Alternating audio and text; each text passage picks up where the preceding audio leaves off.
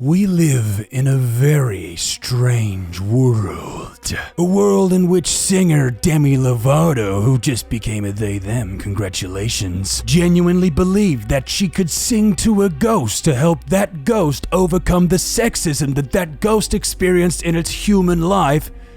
Do you have to make me feel like there's nothing left of me? Yeah.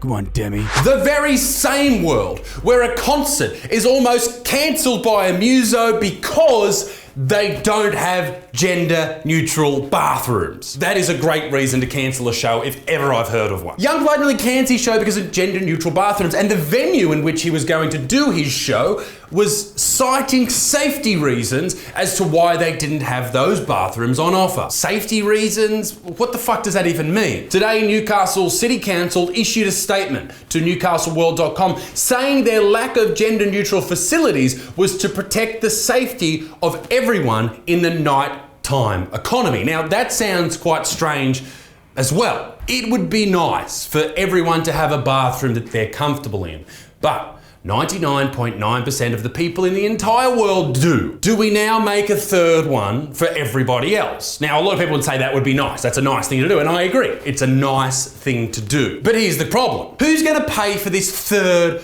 bathroom? If you've got a venue that holds, let's say, 100 people, you might have one bathroom, male and female.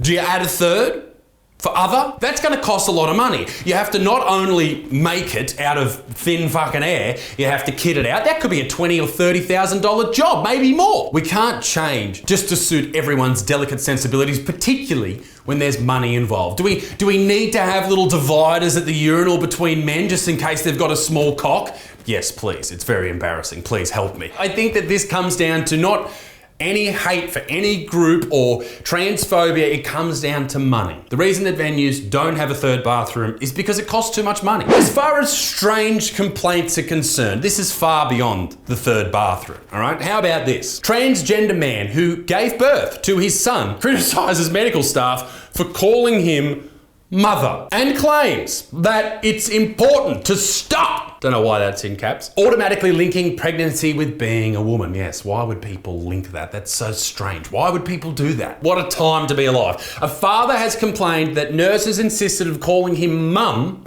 during his pregnancy despite being a man. Okay. People call me transphobic all the fucking time, so I'm just gonna say this. If you give birth to a baby, you're a woman.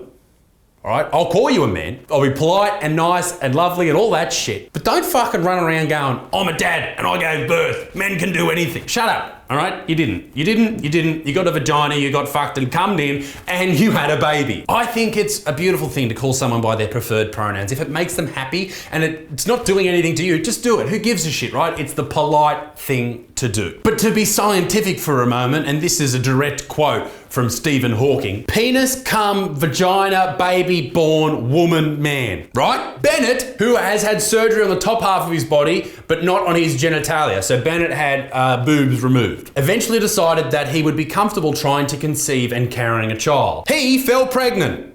Welcome to 2022. Naturally, soon after they started trying. And the couple welcomed their son, Hudson. How dare they decide his gender for him via cesarean section in October 2020. It's a bit of a shame that he did it through cesarean section. I would have loved to see that baby come out of his new cock. He goes on, that's why it's so important we stop defining womanhood in terms of motherhood, because it's a false equivalency.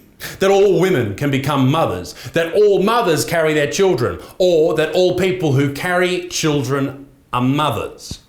Okay, not all women have babies, and that doesn't make them any less of a woman, obviously. But all people who carry the child are the mother. Even if you put them up for adoption, even if it's a surrogacy, that's the natural born mother. If you had to, for some reason, get a liver transplant and you could only get it from your mother, who would they turn to? They would turn to the natural born mother, because that is the mother.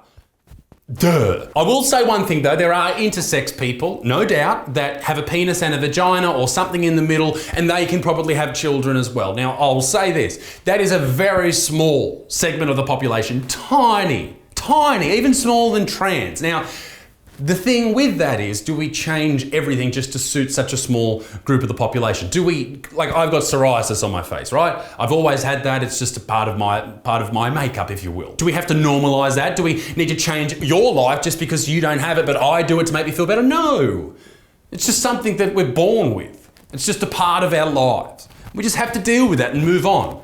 Life isn't perfect. It's not all sunshine and rainbows. Sometimes it's a fucking flaky face or a cock where there should have been a Bennett says in hospital he was constantly misgendered, even with a beard and a flat chest. Yes, because you had a baby. Of course you were misgendered. The only thing that made me dysphoric about my pregnancy was the misgendering that happened to me when I was getting medical care for my pregnancy. I can't imagine why. You look like a man, sound like a man, don't have boobs, but you've got a vagina and a baby up in your goulash.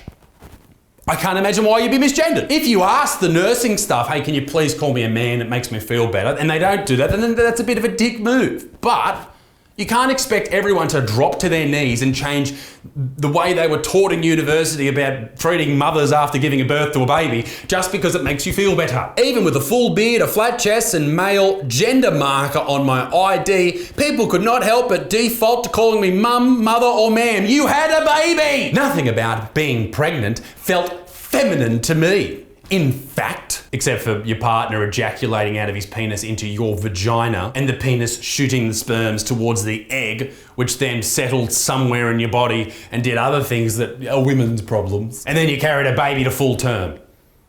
That's pretty feminine. Why is that feminine? Because only women do it. I think carrying a child isolated due to the pandemic and facing all the hospitals and appointments alone was the absolute toughest, bravest thing that I've ever done. Do not doubt that for a second. Mothers, in general, are fucking tough as nails, the toughest people that I know. And doing it in a pandemic must be absolutely insanely tough. No one is taking that away from you at all. But since when is being feminine not being tough?